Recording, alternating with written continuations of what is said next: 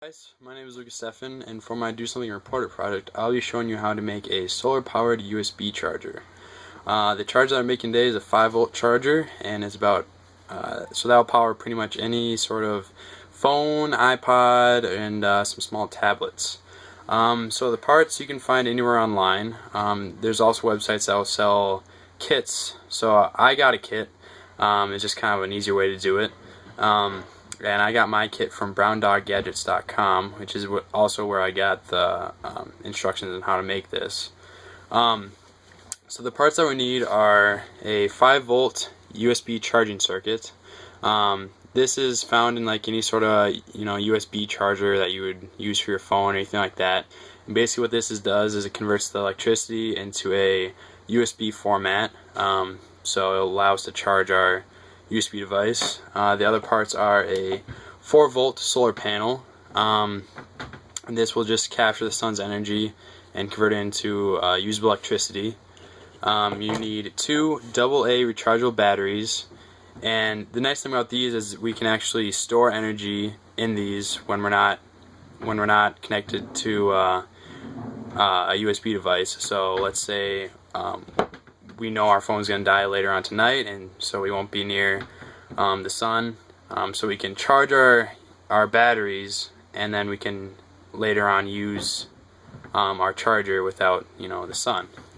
The other pieces we're going to need is a AA battery holder with positive and negative wires. And we need a 1N914 diode. So it's a small piece, and this basically just makes sure that the electricity doesn't get backed up into the solar panel. And just some other small pieces is just some wires to connect everything together, and the parts that we need, or the stuff that we need to put it all together, is a solder and some soldering iron.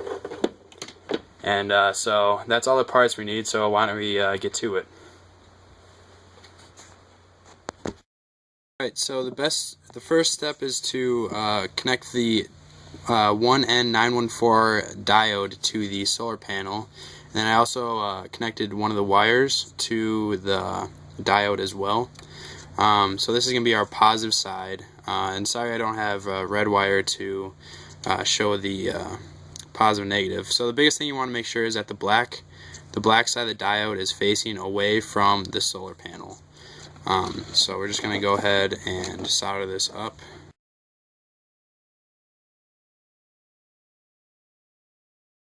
And we're also going to solder up here.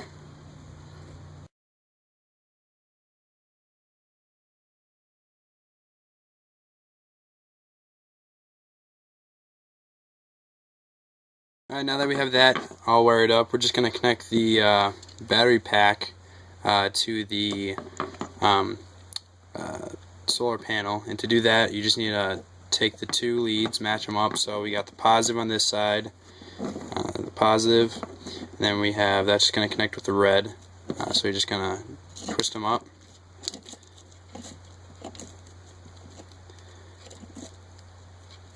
And then you're just going to solder them together.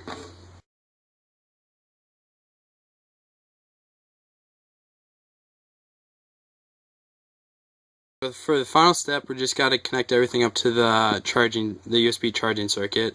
And so I already did one side, I did the plus side, and now we're just going to do the negative side. And all you need to do is, so there's a little negative piece right here, and then you just need to solder on the negative wires.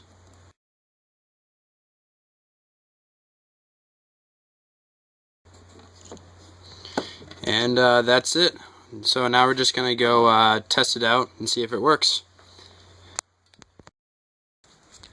Alright, so we're here outside, and it's nice and sunny out. So we have our solar charger. It's connected to the USB cable, and we're just going to put it into the iPhone here and see if it charges.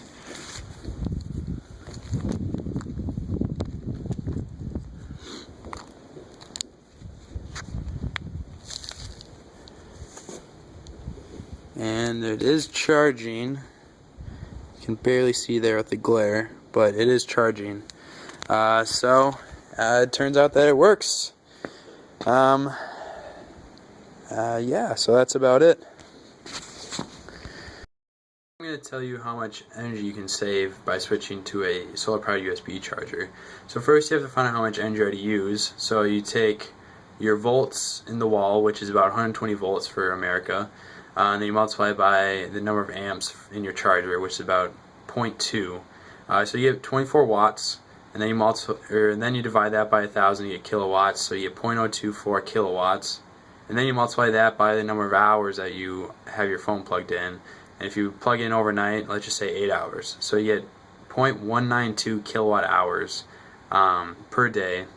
And then you multiply that by the number of days, so you get about 70 kilowatt hours per year. That's not a lot of energy. I mean, it is what it is. But if you multiply that by the number of cell phones that are in use today, which is about 6 billion according to the UN Telecom Agency report, that's about 420 billion kilowatt hours per year. You know, and that's quite a bit of energy. Seeing as how the typical U.S. home uses about 11,000 kilowatt hours per year. And I mean, solar power is clean, cheap. So I mean, there's no reason why we can't use these or, you know, apply it to a bigger scale. Well, thanks for watching. Have a great day.